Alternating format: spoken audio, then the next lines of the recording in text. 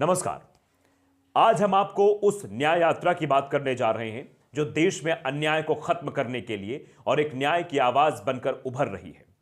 दरअसल राहुल गांधी ने भारत जोड़ो यात्रा शुरू की थी, उसका पार्ट 2 न्याय यात्रा जोड़कर शुरू किया है, जिसमें आदिवासियों को न्याय दिलाने के लिए, पीड़ित महिलाओं को न्याय दिलाने के लिए, बेरोजगारों को न्याय दिलाने के लिए और साथ ही साथ उन किसानों को न्याय दिलाने के लिए जिनके साथ अत्याचार हुआ है, राहुल गांधी निकल पड़े हैं। आप जानते हैं कि ट्राइबल्स की स्थिति आखिरकार क्या है इस देश में, कैसे अडानी ग्रुप्स मिलकर मोदी जी की सरपरस्ती में कैसे आदिवासियों की जमीन हड़प रहे हैं और किस तरीके से आदिवासियों को निशाना बनाया जा रहा है। सुधीर चौधरी एक आदिवासी के लिए क्या शब्द इस्तेमाल करते हैं, कहां रहने की बात करते हैं, यह सब आपने सुना है। दरअसल आज क्रमशः हम चीजें आपको बताने की कोशिश करेंगे कि कांग्रेस की सरकार ने कैसे उन आदिवासियों के बारे में सोचा था और कैसे आज की जो वर्तमान सरकार है वो उनके हितों की रक्षा करने की बजाय उनकी जमीनों को हड़प रही है। ये हम नहीं कह रहे हैं, ये दरअसल आंकड़े आपको बता रहे हैं। अब आपको क्रमशः हम बताएंगे, चीजों को समझाएंगे भी कि किस तरीके से चीजें हो रही हैं। आप जानते हैं कि कांग्रेस की जो भारत जोड़ो यात्रा है ये सभी के लिए समानता लाने के लिए है, सभी को एक सूत्र में पिरोकर चलने के लिए है, एक साथ ले जाकर एक साथ ले जाने के लिए है और ट्राइबल्स के लिए आवाज उठाई जा रही, यानी आदिवासियों के लिए आवाज उठाई जा रही है। जब आप बात करिए तो आदिवासियों के जमीन हड़पने के लिए झारखंड में किस तरीके की कोशिश हुई है, कैसे अडानी ग्रुप ने वहां कुछ तालाब बनवा दिए, उनसे जमीन हड़प ली, कुछ स्कूल्स बना दिए दिखावे के लिए कि हमारा जो ग्रुप है वो बहुत काम कर रहा आदिवासियों के लिए, लेकिन दरअसल उसके बदले में जमीन ली जा रही थी। आप देखिए वन अधिकार कानून 2006, वन अधिकार अधिनियम जब आप पढ़ेंगे 2006 यानी कांग्रेस की गवर्नमेंट के दरमियान वो आया था, उसमें उन सब लोगों को जो वनों पर आधारित है, यानी आदिवासी खासतौर पर जो वन के हिसाब जीते, उनको एक अलग अधिकार उसमें दिए गए थे, लेकिन उनके अधिकारों का आज हनन हो रहा है। बीजेपी की गवर्नमेंट आदिवासियों के हितों की बात नहीं करती है। कभी आपने नहीं देखा होगा कि आदिवासी पीड़ित शोषित समाज की बात भारतीय जनता पार्टी के मुखार बिंदुओं से आपने सुनी हो या उनके नेताओं के माध्यम से सुनी हो। जमीनें हड़पने काम बराबर चलेगा, जमीनें हड़पी जाएंगी, वहां छोटे बहुत काम करा दिए जाएंगे, अडानी ग्रुप वहां पहुंच जाएगा, वहां प्रोजेक्ट बनाए जाएंगे, उनकी डॉक्यूमेंट्री बनाकर प्रस्तुत की जाएगी, आदिवासियों खड़ा करा के कैमरा लगा के माइक लगा के उनसे सवाल पूछ लिए जाएंगे कि अभी तक कैसा था, अब कैसा हो रहा है। दरअसल ये एक सोची समझी साजिश है जिस पर काम हो रहा है, जो स्क्रिप्टेड चल रही है और इस पर काम करके दिखाने की कोशिश है कि हम तो आदिवासियों के लिए हितैषी हैं, लेकिन असल में आदिवासियों के लिए क्या हो रहा है ये सुधीर चौधरी का वक्तव्य भी बहुत है बताने के लिए। आप जानते हैं कि मोदी और अडानी के बारे में किस तरीके की बातें पूरे देश में फैली हुई हैं, किस तरीके से अडानी पोर्ट पर बहुत कुछ पकड़ा जाता है लेकिन उसकी चर्चा दबा दी जाती है और किसी के पास थोड़ा बहुत कुछ मिल जाता है तो उसको फंसा दिया जाता है। दरअसल यही हो रहा है। यह रिश्ता क्या कहलाता है, यह अडानी और मोदी जी का रिश्ता क्या कहलाता है, यह किस तरीके से आदिवासियों की जमीन को औने पौने दाम या फ्री में ही कह लीजिए, औने पौने दाम तो हटाइए, कीमती जमीन को खरीदा जा रहा है, वहां पर किस तरीके से कारोबार फैलाने की कोशिश हो रही है। आप जानते हैं दरअसल सामाजिक समरसता को लेकर, सामाजिक समानता को लेकर राहुल गांधी आज निकल चुके हैं यात्रा लेकर। यह घर घर जाकर समझाने की कोशिश की जा रही है कि आपके साथ कितना अन्याय हुआ, आपके साथ हम खड़े हैं। भारत जोड़ो न्याय यात्रा का मकसद ही यही है कि न्याय दिलाना है, एक एक व्यक्ति को न्याय दिलाना है जो पीड़ित हैं, शोषित हैं, जिनका शोषण हो रहा है, जिनको परेशान किया जा रहा है, जिनकी जमीनें हड़पी जा रही हैं, उनके अस्तित्व पर एक गहरा संकट मंडरा रहा है, वो सब कुछ बचाने की एक कोशिश राहुल गांधी की भारत जोड़ो न्याय यात्रा में की जा रही है। और मैंने पहले ही बता दिया कि इस यात्रा का मकसद क्या है। पहले तो भारत जोड़ने के निकली थी, लेकिन अब भारत जोड़ो न्याय यात्रा हो गई है, जोड़ने के साथ साथ न्याय दिलाते भी चलना है। और मणिपुर से यात्रा शुरू होने का मतलब ही है कि उन महिलाओं के बारे में भी सोचना जिन महिलाओं के साथ अत्याचार हुआ, अनाचार हुआ है। और ये सरकार चुपचाप सब कुछ तमाशा देखती रही। आप समझिए एक देश के बड़े न्यूज एंकर हैं जो टीवी पर आते हैं, शाम को आकर आपको प्रोग्राम प्रस्तुत करते हैं। कितना सच्चा होता है, कितना झूठा होता है, ये आप सब जानते हैं, ये हम नहीं बताएंगे।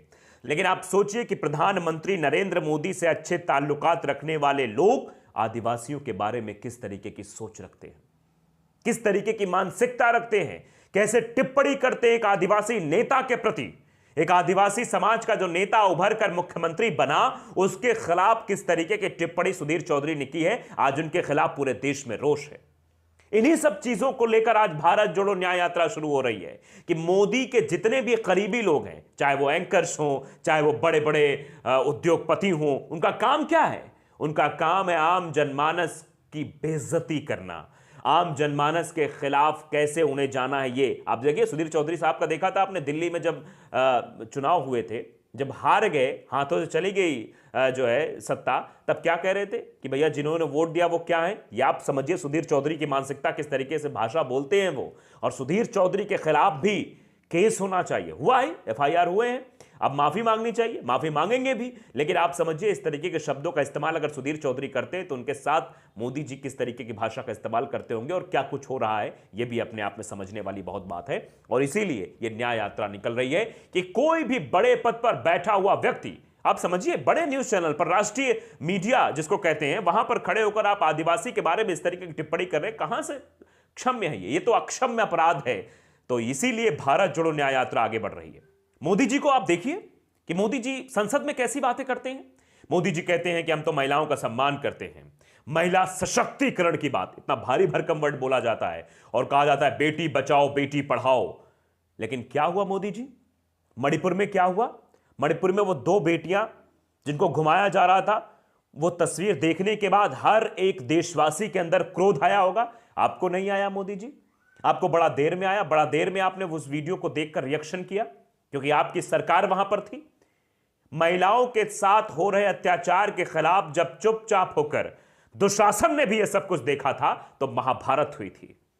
आज राहुल गांधी की भारत जोड़ो न्याय यात्रा उन्हीं महिलाओं को न्याय दिलाने के लिए मणिपुर से शुरू हुई है और महिलाओं के न्याय और उनके हक की बात करने के लिए राहुल गांधी एक बार फिर से यात्रा करने निकल चुके हैं और यात्रा आगे बढ़ रही है।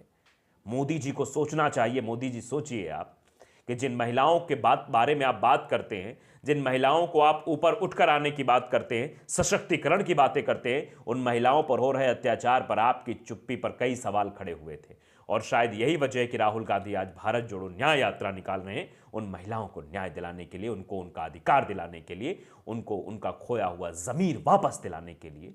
आप कानून देखिए, कानून किस तरीके से बनाए गए थे।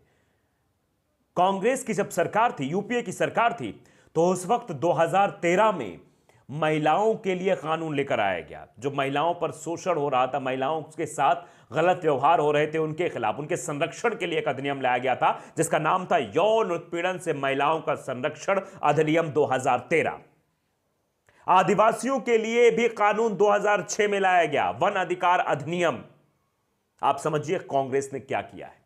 लेकिन कांग्रेस की उन चीजों को बताने की कोशिश नहीं की जाएगी, उनको दबाने की कोशिश की जाएगी ताकि वो जनता के सामने ना आ पाए। आप समझिए महिलाओं के सम्मान के लिए किस तरीके से आगे बढ़ी है सरकार, और यही बताने की कोशिश राहुल गांधी कर रहे हैं कि हमने महिलाओं के लिए काम किया, हमने आदिवासियों के लिए काम किया है और हम लगातार न्याय के लिए आगे बढ़ रहे हैं। और स्लोगन भी है, डरो मत, सहो मत, न्याय के योद्धा बनो। ये चीजें दिखाई दे रही हैं राहुल गांधी की इस भारत जोड़ो न्याय यात्रा में। डरना नहीं है, सहना नहीं है, न्याय के योद्धा बनना है, न्याय के लिए लड़ना है और न्याय यात्रा इसीलिए आगे बढ़ रही है। किस तरीके से अधिकारों का हनन किया जाता है, किस तरीके से आवाजों को अनसुना कर दिया जाता है, उन आवाजों को जो इस देश की आम जनता की आवाजें हैं। बेरोजगारी पर मौन, 2 करोड़ रोजगार पर मौन, किस तरीके से मौन सन्नाटा दिखाई देता है। आप समझिए किसानों पर मौन, और इतने दिन मौन रहे थे कि इतना बड़ा आंदोलन हो गया। हर जगह मौनी बाबा बनने की कोशिश हो रही है, कहीं भी नहीं बोलना है। महंगाई पर मौन, महिलाओं के उत्पीड़न पर मौन, आदिवासियों की जमीन हड़पने पर मौन, हर जगह मौन और चुपचाप सब कुछ स्क्रिप्टेड तरीके से हो रहा है और देश को किस जगह ले जाया जा रहा है आप ये जान रहे हैं। ये बात राहुल गांधी ने समझी है, ये बात राहुल गांधी ने सोच समझ के ही भारत जोड़ो यात्रा पार्ट 2, जिसमें न्याय शब्द का आह्वान किया गया, न्याय शब्द को जोड़ा गया ताकि राहुल गांधी भारत के उन तमाम पिछड़े, दलित, आदिवासी महिलाओं पर हो रहे उत्पीड़न को खत्म करने के लिए आगे बढ़ सके। और शायद यही वजह है कि भारत जोड़ो न्याय यात्रा अब तेजी से अपने पैर पसार रही है और आदिवासी लोगों के लिए, महिलाओं के लिए, बेरोजगारों के लिए, किसानों के लिए आवाज बनती जा रही है।